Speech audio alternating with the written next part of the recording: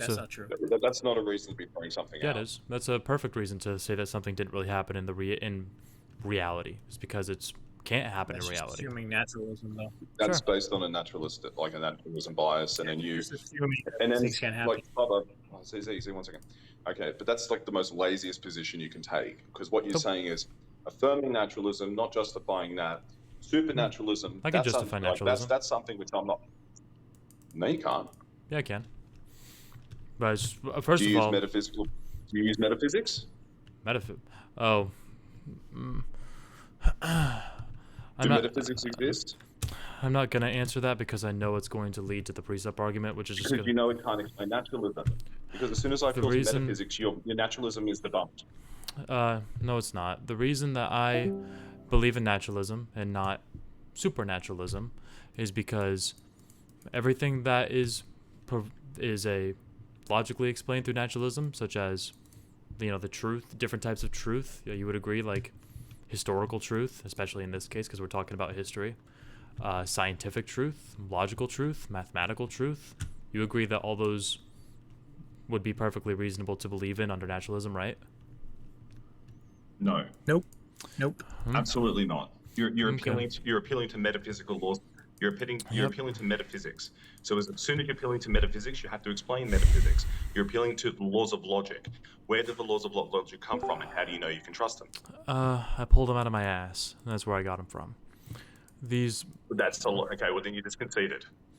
And I guarantee you, like if we take that argument seriously, Bubba, Didn't just if concede. you're using your butthole to come to the decisions, I guarantee you it's probably full of shit.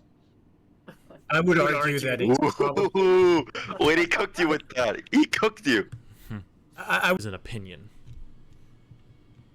So that question. think So what do you use science for? Science. What do I use science for? Just Yeah. to run tests to come to a conclusion based on the data.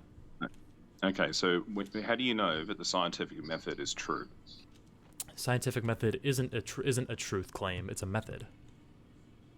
Okay, It's a so how do you know tool. that method is true?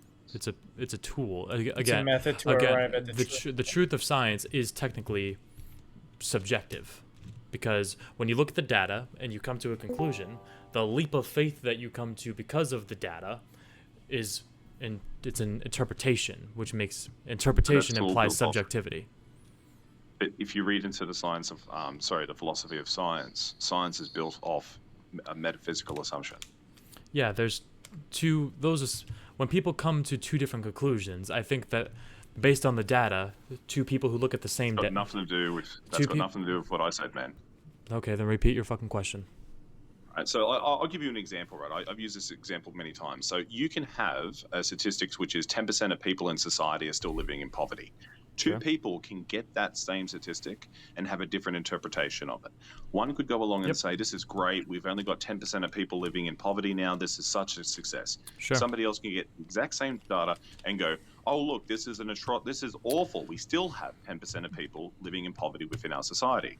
Sure. They both use the exact same data set but come to a different conclusion. Yep. How did that happen? That supports exactly what I just said, which is that with But how does that happen, though? How does that? Because the conclusion that you come to at the end of the scientific method ultimately is a subjective interpretation, which is exactly what I said. What you said perfectly. I'm just saying that what you said perfectly So, Bubba, explains what I just explained. So Bubba, let's just point out the obvious here.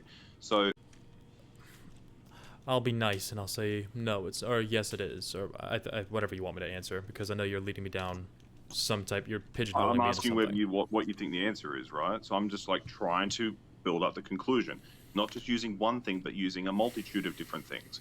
When you look at the universe, there is a multitude of laws. What best explains that it just popped into phenomenon because of some things, just so we can happen to know it? Ultimately, Seems like a big leap of faith. That seems like a big leap of faith. Or do we have this thing, which is metaphysical properties within the universe, which are universal and unchanging, because there might be something else which you're not considering that might be universal and unchanging? And my response has always remained the same, and I don't know why you want to run this with me the third time. It's that how do you know that thing that you're talking about isn't the Big Bang? Because the Big Bang's within nature. It'd be under the conditions of space, time, and matter. So even for us to identify the Big Bang, logic has to exist before the Big Bang. The Big Bang could have created all of the natural laws that we know them today, and laws of logic being one of them. It can't. It's within nature. It's And- space, time, and matter. It's reducible. It's a singularity. Well, then we're just so at an therefore, if impasse. it's something which is a singularity and identifiable, therefore logic existed before that. And again, that's where we're just going to be at a disagreement and an impasse. I don't see any reason why something like the Big Bang, for example, can't be a thing that created what you would call the laws of logic. Or sorry, the create. Bubba, I'll tell you why. It's quite simple. Because if the laws of logic didn't precede the Big Bang, you wouldn't be able to have the laws of nature in the first place, because you wouldn't be able to identify anything. So you would presuppose something that is identifiable to create things which are then identifiable. You can't like that. Sorry, something which is unidentifiable, but then being able to give things which are identifiable. And that this argument has been described to me by people like Gregory and you and Darth Dawkins. Just the presup argument is so unconvincing to convert me to believe in God that I'm.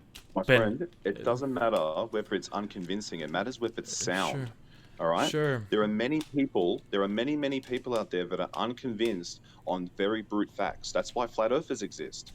All right.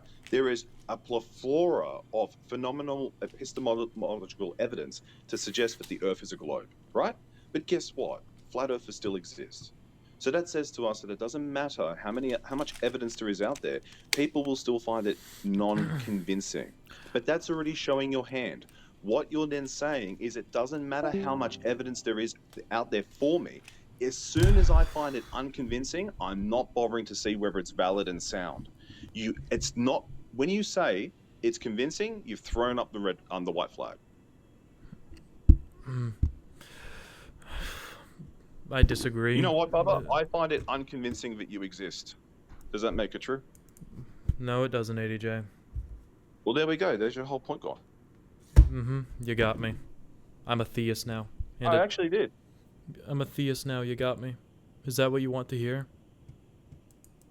What I'd actually like you to do is actually have a better think about these things, man. Instead of just blowing it off and then doing the smug, like, oh, it's my butthole. Like, I'm treating you as an intellectual, right? But I'm not trying to, do sarcasm or do these silly things just to blow away the argument and not answer your questions. I'm more curious. To be fair, man, I know you want to try to be a smart guy, but I think you just come off as a bit of an arrogant cunt a lot of the times. And I just don't think you're a dumb person. I just think you're at a point where you're just too lazy to actually look into these things because you're at a roadblock for whatever reason.